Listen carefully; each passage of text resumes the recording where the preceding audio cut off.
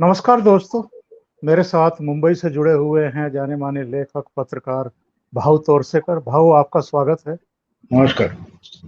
भाऊ, आज हम जिस मुद्दे पर बातचीत करना चाहते हैं वो ये है कि जब एक लीक से हट कर के कोई चेहरा उभरता है और जो गली सड़ी परंपराओं को, व्यवस्था को सुधारने की कोशिश करता है, उसमें आमूल चूल बदलाव लाने की कोशिश करता है, जो बुराइयां हैं सिस्टम में उसको सुधार करके एक पारदर्शी व्यवस्था, एक ईमानदार व्यवस्था लागू करने की कोशिश करता है, तो उसका बहुत पुरजोर तरीके से विरोध होता है, उसको अपमानित किया जाता है, उसके रास्ते को रोकने की कोशिश की जाती है, उसे अलग थलग करने की भी कोशिश होती है। वो चाहे प्रधानमंत्री नरेंद्र मोदी हो, चाहे कंगना रनौत हो, चाहे अर्णब गोस्वामी हो।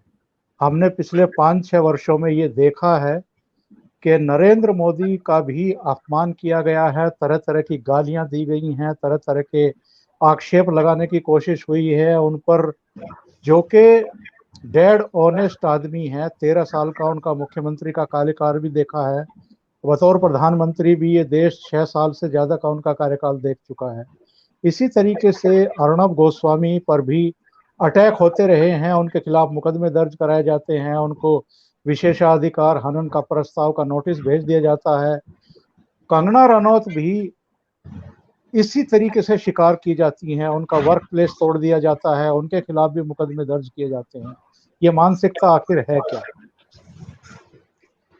एक आप जब से इतिहास हमको मालूम है, लोगों से हम बात करते हैं या पुरानी बातें पढ़ते हैं, सुनते हैं, तो आपको उसमें एक समानता दिखाई देगी कि अ, जब कोई लड़ नहीं सकता, लड़ने से डरता है, तो वो नियमों का मुखौटा चढ़ा लेता है। सच जो होता है उसको साबित होने की जरूरत ही नहीं होती। और दुर्दैव की ये बात है, विडंबना ये है कि सच की हमेशा परीक्षा ली जाती है और लेने वाले तो झूठ होते हैं। झूठे लोग सच्चाई की परीक्षा हमेशा लेते रहते हैं। और ये हमने पुराने जमाने से बातें पढ़ी है, कहानियां सुनी है। तो यही बात यहां होती है कि मोदी अपनी सच्चाई प्रस्थापित करे, हम तो झूठे है ही। एक देखिए, एक बढ़िया हैदराबादी उर्दू की एक नाटक था 70-60 के जमाने में, अदरक के पंजे। यानी वो इतना हंसाता था। और थे तो वो उसकी बीबी और कोई 2-4 आर्टिस्ट थे, बाकी कोई ऐसा जाना माना नाम नहीं था, लेकिन बिल्कुल हाउसफुल ड्रामा जाता था। तो जी। इसमें इतने अच्छे तरीके से कुछ बातें हो, तो उसकी एक बात मुझे याद आ गई। तो यानी वो असल में उन्होंने रेडियो के लिए कुछ लिखा था ड्रामा, वो इतना रिपीट हो गया कि उन्होंने उसका एक सच्चा स्टोरी बनाकर ड्रामा पेश किया था। जी। 12 बच्चे हैं उसके, और हैरान है कमाई उतनी नहीं है, तो हमेशा ऐसे परेशान रहता है आदमी, ऐसा आदमी है वो। जी। तो कोई ना कोई साहूकार उसके दरवाजे पर, दुकानदार आते ही रहते, बोला हमारा पैसा कब दोगे, ऐसा चलता रहता। तो एक बार वो आया है, दूध वाला है, और गाली दे रहा है, 3 महीने से पैसे नहीं दे रहा है, तो क्या कर रहा है ये वो। तो उसको समझाने की कोशिश कर रहा है। तो हैदराबादी ड्रामा था। तो ये कोई क्लर्क है किसी ऑफिस में, और ये गाली दे रहा है दूध वाला।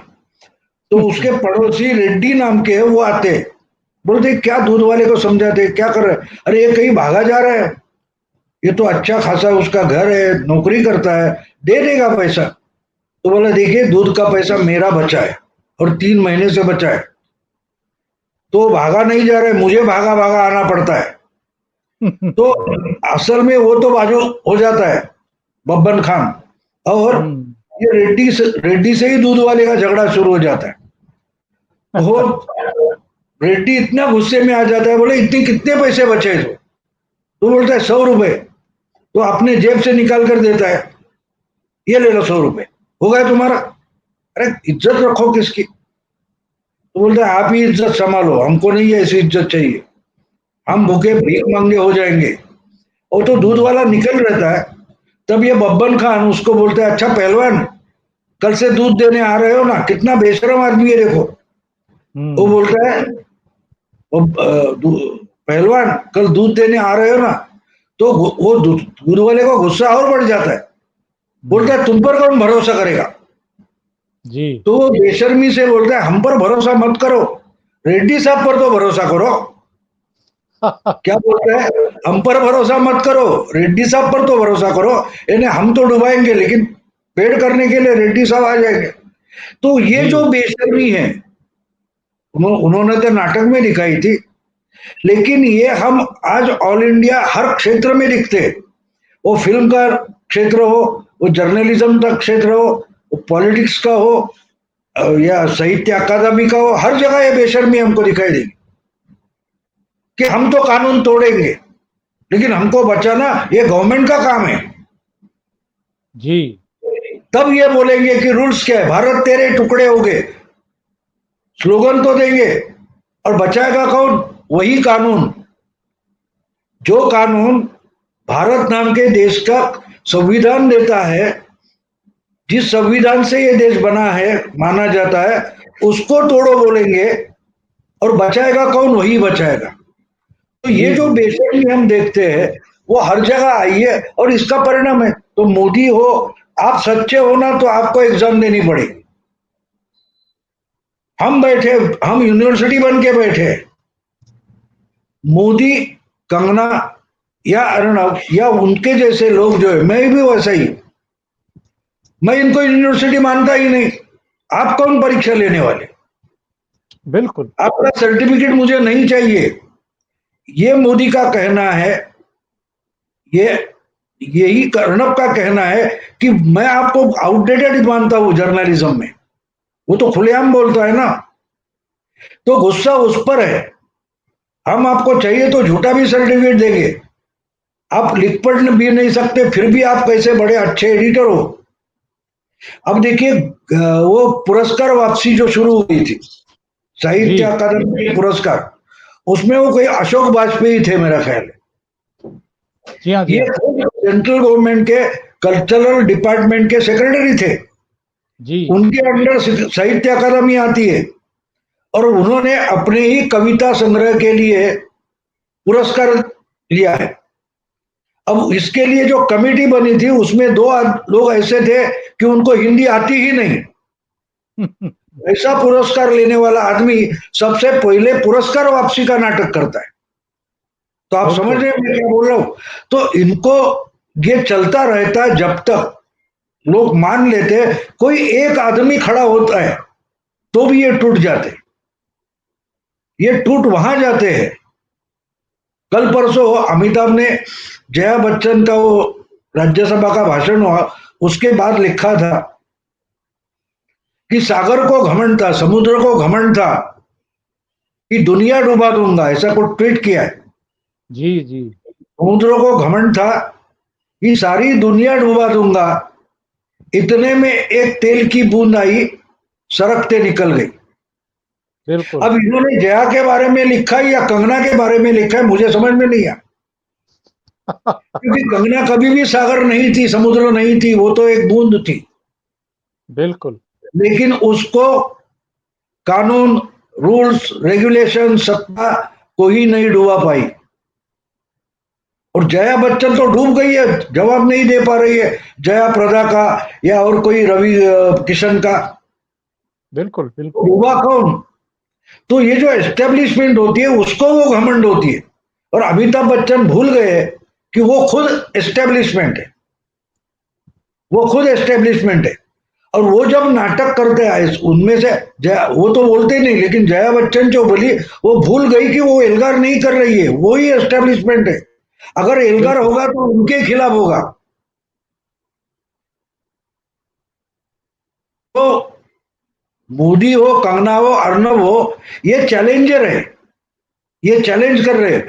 और इब्न खालदून का मैं बार बार जो जिक्र करता हूं, क्योंकि वो बोलते थे कि जब कोई कोई भी हो, कोई भी सिस्टम एस्टेब्लिश हो जाती है तो उसमें कुछ लोगों के वेस्टेड इंटरेस्ट, हित संबंध बन जाते हैं, और वो सिस्टम पर निर्भर होता है कि जब तक ये सिस्टम रहेगी तो मुझे चिंता करने की जरूरत नहीं, मुझे कुछ काम करने की जरूरत नहीं, मैं सिस्टम का पार्ट हूं, तो मुझे ऐश्वर्य से जी सकता हूं, मेरी कमाई होती रहेगी।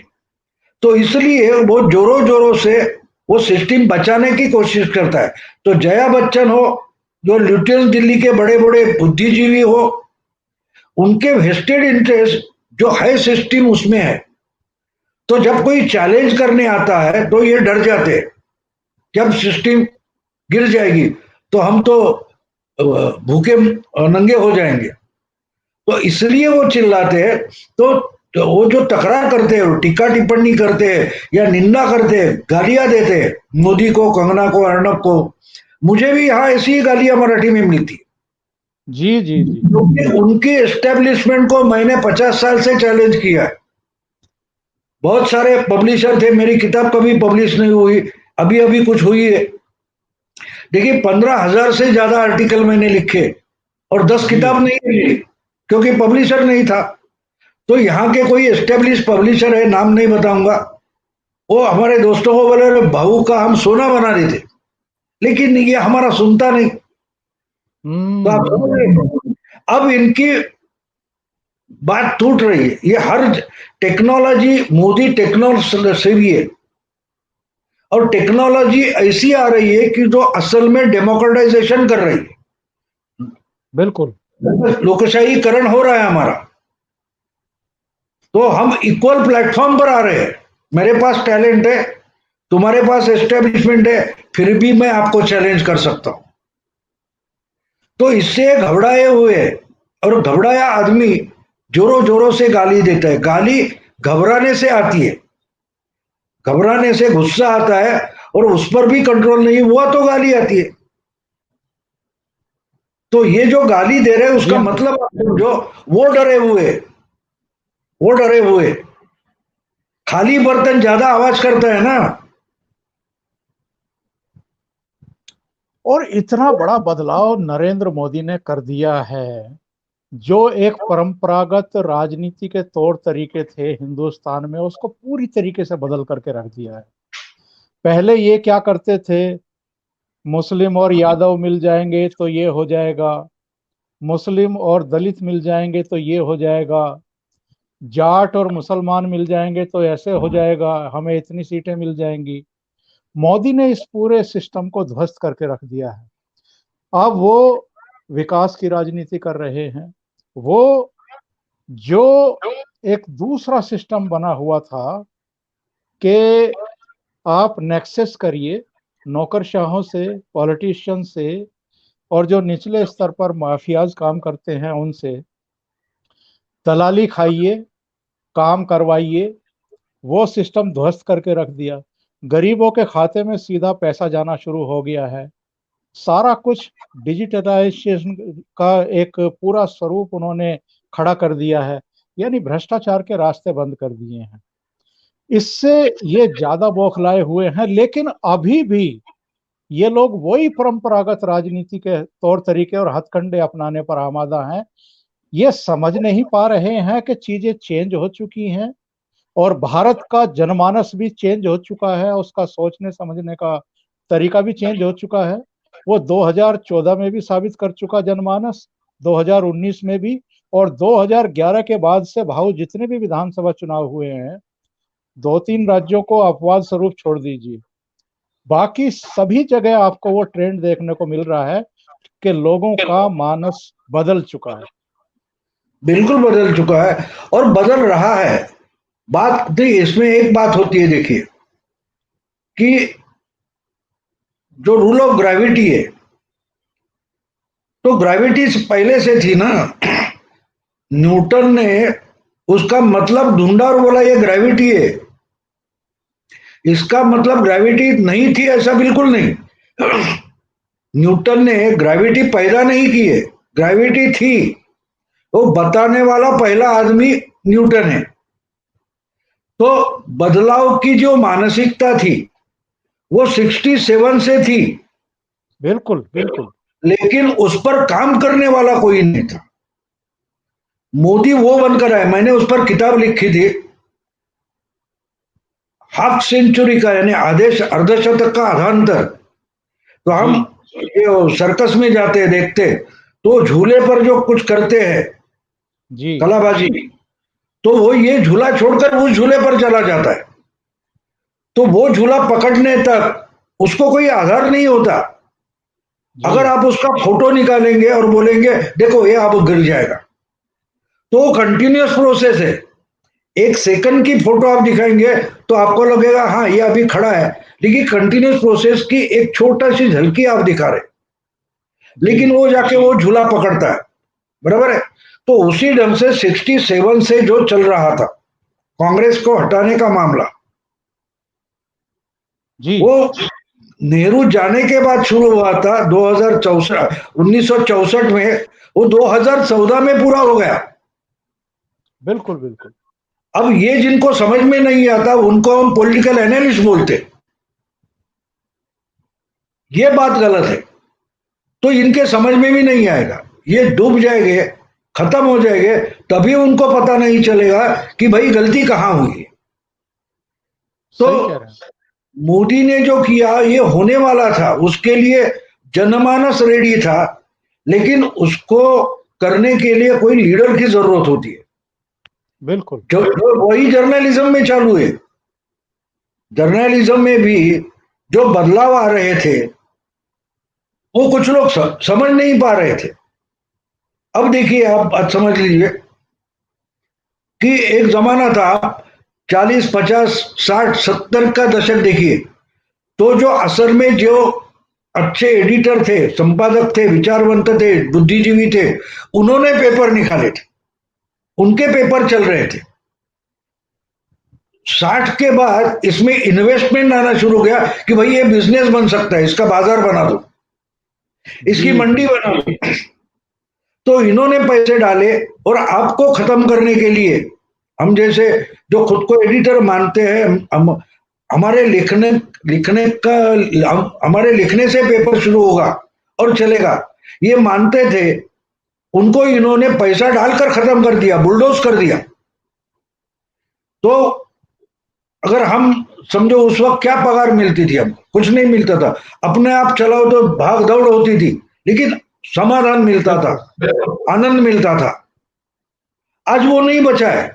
कोई ऐसा नाम लेने वाला एडिटर कौन है? कोई एडिटर नहीं बचा सही है। कह रहे हैं। तो ये फिर से आ रहा है। अर्णब गोस्वामी मुझे अच्छा इसलिए लगता है, बाकी उसका जर्नलिज्म मुझे पसंद है नहीं, वो बात अलग है, लेकिन वो एडिटर ओनर है इसलिए मुझे पसंद है कि मैं अपनी बात रख रहा हूं, ऐसा वो बोल सकता है। बाकी कितने लोग बोल सकते हैं? नहीं बोल सकते। तो उनको इन्होंने 40 50 पन्ने के पेपर निकाले, और जो छोटे छोटे पेपर थे उनको बुलडोज कर दिया, क्योंकि पैसे से लेवल प्लेइंग फील्ड था वो खत्म कर दिया। लेकिन सोशल टेक्नोलॉजी और सोशल मीडिया आने से फिर से लेवल प्लेइंग फील्ड आ गया। हम ये प्रोग्राम बना रहे हैं, मैं अपना चैनल चलाता हूं, आप अपना चैनल चलाते हो, तो जी हम जी। करोड़ों रुपए की इन्वेस्टमेंट वाले को भी चैलेंज कर सकते हैं। सही। हमको अगर लोग सुनते हैं तो भाऊ को ही सुनते हैं, ओमकार को ही सुनते हैं, हमारे अपने बिल्कुल। हैं। लेकिन ये राजदीप सरदेसाई नहीं बोल सकता। सही। उसको इतनी आदत हो गई कि मुझे कम से कम 50 लाख 40 लाख 10 लाख लोगों ने देखना चाहिए, तो ये नहीं तो वो चैनल पकड़ना पड़ता है। हमें नहीं लगता, हमें जरूरत नहीं। मैं तो कुछ 2 साल 1.5 साल पहले जाता था चैनल पर, अब बंद कर दिया। वो बार बार बोले थे, मैंने नहीं, मुझे नहीं आना है, मुझे उधर हम्म। चिल्लाने के लिए नहीं आना है। लेकिन मुझे मानने वाले लोग हैं तो इकट्ठा हो रहे हैं, तो यहां लेवल बिल्कुल। प्लेइंग फील्ड आ रहा है। और ये आहिस्ता आहिस्ता करके एजेंडा वाला जो जर्नलिज्म है, या तो मालिक का होता है या तो जो एडिटर है, ये तो मैं मानता हूं कि अच्छी नस्ल वाले कुत्ते बन गए। अपमानित करने वाला शब्द है, लेकिन सच्चाई है। जब आपको हाँ चार हाँ, पैसे मिलते हैं, आप अच्छे घर लेते हैं, अच्छी वस्तुएं लेते हैं, तो आप कुत्ते या बिल्लियां पालते हैं, और अच्छी नस्ल के पालते हैं। तो बिल्कुल सही। उनकी बिल्ली कितनी कीमत की है, उस पर आपकी श्रीमंती या क्या बोलते हैं वो तय होता है, स्तर तय पैदा स्टेटस होता है। तो आजकल ये एडिटर भी वैसे रखते हैं। ये एडिटर क्या है, मुझे समझ में नहीं आता है कैसे एडिटर है। 3 साल इधर रहते, 2 साल उधर रहते, ना वो चैनल को ना वो पेपर को कोई चेहरा बचा है। लेकिन हम जब यंग जर्नलिस्ट थे, तो गिरिलाल जैन है, कुलदीप नैयर है, उनको हम मानते थे। बिल्कुल बिल्कुल। उनको पढ़ने के लिए वो पेपर लिया जाता था। आज कौन बोल सकता है कि ये पेपर इस एडिटर को या इसको पढ़ने के लिए लिया जा रहा है? बिल्कुल नहीं है, बिल्कुल नहीं है। तो ये ये तो राजेंद्र खत्म बात होना ही था, ये खत्म होना ही था। उसके लिए एक लीडर चाहिए था। जैसे कांग्रेस की मोनोपाली बन गई थी, मोदी ने वो तोड़ दी। और कैसे तोड़ी है देखो। जी जी। मोदी हमेशा ट्रायल करते जाते, वो बिल्कुल ट्रायल करते, टेस्ट करते। देखिए, उन्होंने उस वक्त वो मौलवी की टोपी नहीं ली, उसको वापस दे दी। तो वो जी एक बड़ा टेस्ट था, एक बड़ा टेस्ट था। लॉकडाउन के पहले उन्होंने कुछ 15 घंटे का जनता कर्फ्यू लगाया, वो एक टेस्ट था। तो वो वैसा करते जाते कि लोग अपने साथ कितने हैं। इनको लगता सही। है कि मैंने दुकान खोली है तो चलेगी, अगर नहीं आ रहे लोग तो वो ना लेके, लेकिन तुम्हारी इन्वेस्टमेंट तो चलेगी ना। जो छोटे बड़े चैनल निकले, वो चले नहीं, डूब भी गए। हम देख रहे हैं क्यों डूब गए। क्योंकि लोगों को मोदी को गाली नहीं सुननी है, आपको तो गाली देनी है, तो चलाओ डूब जाओ। अब मोदी उससे निकल गए, सोशल मीडिया से भी मोदी निकल गए, लेकिन ये झगड़ रहे हैं सोशल मीडिया के लिए, फेसबुक और ट्विटर के लिए कांग्रेस झगड़ रही है। तो इस ढंग से मोदी ने इनको तोड़ा है। जब मोदी जानते कि इनका आम इंसान से नाता ही टूटा है, तो ये कितना भी चिल्लाए कुछ फर्क पड़ने वाला नहीं है। अर्नब का जर्नलिज्म आप देखिए, वो पाकिस्तानियों को बुलाएगा, कुछ सेक्युलर मूर्ख है उनको बुलाएगा, और उनको ह्यूमिलिएट करता है, ह्यूमिलिएट करता है। अर्नब का जर्नलिज्म आप देखिए, वो सुनने के लिए है नहीं, वो इनको बुलाएगा। और अभी कोई श्रीवास्तव है, कोई और निशांत वर्मा है, उनको बुलाएगा, उनको बोलने देगा और उनको अपमानित करेगा। वो देखने वाला बहुत सारा क्लास है, उनको सुनना कुछ नहीं है, इनका इंसल्ट करो। पाकिस्तानियों को बुलाएगा, get out of my studio, तो देखने वाला खुश होता है, साला पाकिस्तान वालों का इंसल्ट किया। तो हम अगर उसकी तरफ देखें, तो हम बोलेंगे ये क्या चिल्ला रहा है। तो वो किस कॉन्स्टिट्यूंसी का एड्रेस कर रहा है देखिए। वो उनके लिए, तुम्हारे लिए है नहीं। आप खुद को प्रोफेसर मानते हैं, ठीक है, तो आप आंगनवाड़ी में मत जाओ, आप कॉलेज में जाओ, उधर पढ़ाओ। और आप आंगनवाड़ी में जाएंगे और बोलेंगे क्या टीचर है, वो खुद नाच कर दिखा रही है बच्चों को, ये क्या सिखाने का तरीका होगा। तो आप गधे हैं, वो नहीं है। उसको मालूम है बिल्कुल वो किस बच्चों के, किस उम्र के लोगों को सिखा रही है, बच्चों को सिखा रही है। सही है। तो मोदी की उसलिए जरूरत थी, और उन्होंने तोड़ के दिखाया। और देखो, अर्णब गोस्वामी की जब हम बात करते हैं, तो अर्णब को दबाने के कितने प्रयास हुए हैं। अर्णब गोस्वामी के खिलाफ जब पालघर मसले का उन्होंने जिक्र किया अपने प्रोग्राम में, और सोनिया गांधी की, शरद पवार की चुप्पी पर सवाल खड़े किए, उद्धव ठाकरे की पुलिस पर सवाल खड़े किए कि पुलिस की मौजूदगी में भीड़ अगर किसी को पीट पीट करके मार डाले, तो ऐसा पुलिस सिस्टम किस काम का है। और जब सोनिया गांधी पर उन्होंने अटैक किए, उन्होंने जिन शब्दों का प्रयोग किया उस पर आपत्ति हो सकती है, लोगों को कहा जा सकता है कि भाई थोड़ा सा और ठीक शब्दों का चयन किया जा सकता था।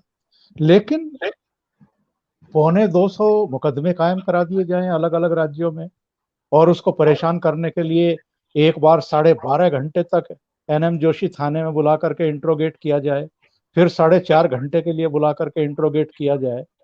मतलब उसको पूरी तरीके से परेशान करना, और उसके उसकी जो एक गरिमा, एक मर्यादा होती है जर्नलिज्म की, उसको तोड़ करके उसको हतोत्साहित करना, उसके मनोबल को तोड़ने की कोशिश करना। और अभी हाल में कोई और रास्ता तो दिखाई दिया नहीं उद्धव सरकार को, तो विधान परिषद और विधानसभा में विशेषाधिकार हनन का एक प्रस्ताव ले आए और उसका नोटिस उनको भेज दिया। तो ये सारे हथकंडे जो शासन प्रशासन और व्यवस्था में बैठे हुए लोग, जब कोई वश नहीं चलता है तो ये तौर तरीके अपनाइए। नहीं, ये तो करेंगे। ये तो एकलव्य के बारे में नहीं हुआ था। एकलव्य को द्रोणाचार्य ने पढ़ाया नहीं, बिल्कुल पढ़ाया नहीं था। लेकिन जो जब वो अच्छा धनुर्धर बन गया, तब बोले कि भाई हमें अंगूठा दे दो गुरु दक्षिणा में। तो द्रोणाचार्य जी आज भी है। हम इसको कहानी मानते मत सोचो, उसमें कुछ आशय है, कुछ बोध है। तो ये मोदी क्यों भी बोलते हैं, कोई कोई बात नहीं, तुम जीतो, प्राइम मिनिस्टर बनो, लेकिन हम यार गुरु बन के बैठे द्रोणाचार्य, हमको अंगूठा दे दो। तो इनके उनको एक पता नहीं, ये 21वीं सदी का मोदी जो है वो 21वीं सदी का एकलव्य है। वो अंगूठा देता नहीं, अंगूठा दिखाता है। अंगूठा दिखाता है वो। नहीं, तो ये बात होती रहती है। तो ये अभी देखिए, इससे कुछ होने वाला नहीं है, क्योंकि आपने अर्नब को विक्टिमहुड बहाल किया है। जी विक्टिमहुड बहाल किया है। देखो यहाँ के मुस्लिम, दुनिया में सबसे ज्यादा मुस्लिमों को अगर फ्रीडम है तो इंडिया में है। फिर बिल्कुल। भी ये चिल्लाते रहते हैं कि हम पर अन्याय हो रहा है, हम पर अन्याय हो रहा है।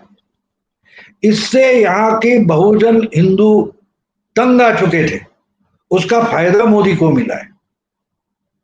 तो आप जिसको विक्टिम बनाना चाहते तो विक्टिम करो, लेकिन विक्टिम हुड मत बहाल करो। तो अगर इससे कुछ निकल, अभी देखिए, जब सामना में लिखा गया कि अर्नब को कंट्रोल करो, ऐसा पवार ने सामना के संजय राउत को बताया, उसने उन्होंने आर्टिकल में लिखा। तो ये सुनने के बाद, पढ़ने के बाद अर्नब ने शुरू किया, पवार मुझे रोकेंगे, क्या कर सकते हो तुम पवार। वो पवार पर बरस पड़ा। अब पवार बिल्कुल होशियार नेता है, चुप्पी साधी उन्होंने। 2-3 दिन के लिए अर्नब पवार को कोसता रहा, पवार ने उसका जवाब दिया नहीं। जी अर्नब ने जी छोड़ दिया, अर्नब ने छोड़ दिया उनको, अब नहीं नाम लेते। अगर बिल्कुल वही उद्धव करता या अगाड़ी सरकार करती तो यह मामला बनता ही नहीं। यही अगर कंगना के बारे में होता तो इतना बवाल खड़ा ही नहीं होता। एक सही। एक आपको ध्यान में रखना चाहिए कि जब आदमी कानून से चल रहा है तब तुम कानून पर रहो, लेकिन एक आदमी अगर कानून तोड़ता है, शिवसेना की गलती कहां हुई है, ये शिवसेना एक समझ नहीं पा रही कि जब इनका दबदबा था, धाक था मुंबई में, तब ये सत्ता में नहीं थे, जी कानून इनके हाथ में नहीं था। आज आप कुछ भी करें तो कानून के तौर पर रहकर करना पड़ेगा, और सही। यही कानून की बेड़ियां आपके हाथ में ही आप भूल गए।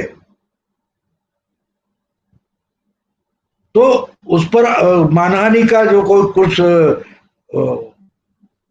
प्रिविलेज मोशन लाया गया है, उससे क्या होने वाला है, कुछ होने जी वाला नहीं। पहली बात तो ये कि उस पर कमेटी बनेगी, वो कमेटी उसको बुलाएगी, तो कमेटी को प्रूव करना पड़ेगा ना कि इसने हाउस का इंसल्ट किया है। उसने हाउस के बारे में तो कुछ बोला नहीं है, हाउस में बिल्कुल जो प्रोसीडिंग होती है उसके बारे में कुछ बोला नहीं है, चीफ मिनिस्टर के बारे में बोला है। और हाउस जब कुछ तय करता है तो हाउस के जो अंदर है उसके लिए तय करता है। बिल्कुल। अगर अभी ये बड़ा कॉन्स्टिट्यूशनल मामला हो जाएगा, क्योंकि एक बात है, आपको मालूम है वो जैन डायरी का मामला था, जी तो जी। उसमें शरद यादव वगैरह उन्होंने पैसा लिया, ये तो कोर्ट में प्रूव हो गया। लेकिन कोर्ट ने जो डिसीजन दिया है सुप्रीम कोर्ट ने कि, तो जो कि ये बात संसद भवन के अंदर हुई है, तो हम उस पर कुछ डिसाइड नहीं करेंगे। बराबर है। अगर बाहर की बात पर विधानसभा कुछ करने लगी तो कोर्ट को अंदर की बात की खुली हो जाती है। बिल्कुल। कोर्ट अपने दायरे में रहेगा, विधानसभा को अपने दायरे में रहना है। विधानसभा के बाहर जो कुछ मामला होता है उसके बारे में विधानसभा तय नहीं करेगी। ये मामला विधानसभा से संबंधित नहीं है, विधानसभा की कार्यवाही के बारे में नहीं है, तो विधानसभा इसको प्रिविलेज मोशन कैसे बना सकती है? और अगर बना देती है तो आम आदमी भी विधानसभा के बारे में कोर्ट में जा सकता है। और वही इशारा अर्णब ने दिया है, मैं कोर्ट में लड़ूंगा। उसका मतलब आपको समझना चाहिए। उसका मतलब ये है कि अगर हाउस के बाहर के मामले में आप जुडिशियल डिसीजन लेंगे, जजमेंट लेंगे, तो अंदर के मामले पर कोर्ट भी जजमेंट ले सकता है। बिल्कुल सही है। तो ये बड़ा कॉन्स्टिट्यूशनल मामला है। वो जान लाते हैं, उनको मालूम नहीं है, लेकिन बारकाई से हम बारीकी से देखें तो पता चलेगा अर्णब को मालूम है वो क्या कर रहा है, क्योंकि उसके पीछे हरीश साल्वे वगैरह बड़े बड़े लोग खड़े हैं, ये समझ नहीं रहे। ये कपिल सिब्बल नहीं है, हरीश साल्वे, रोहटगी, ऐसे लोग खड़े हैं। और आजकल तो आपको मालूम है अभिषेक मनु सिंघवी, कपिल सिब्बल, धवन, ऐसे लोग जब कोर्ट में खड़े होते हैं तो आप मान लो को वो साइड हार जाती है। सही बात है भाव, बहुत बहुत धन्यवाद। एक अच्छे विषय पर बहुत अच्छी चर्चा हो गई है। बहुत धन्यवाद आपका। Thank you so much.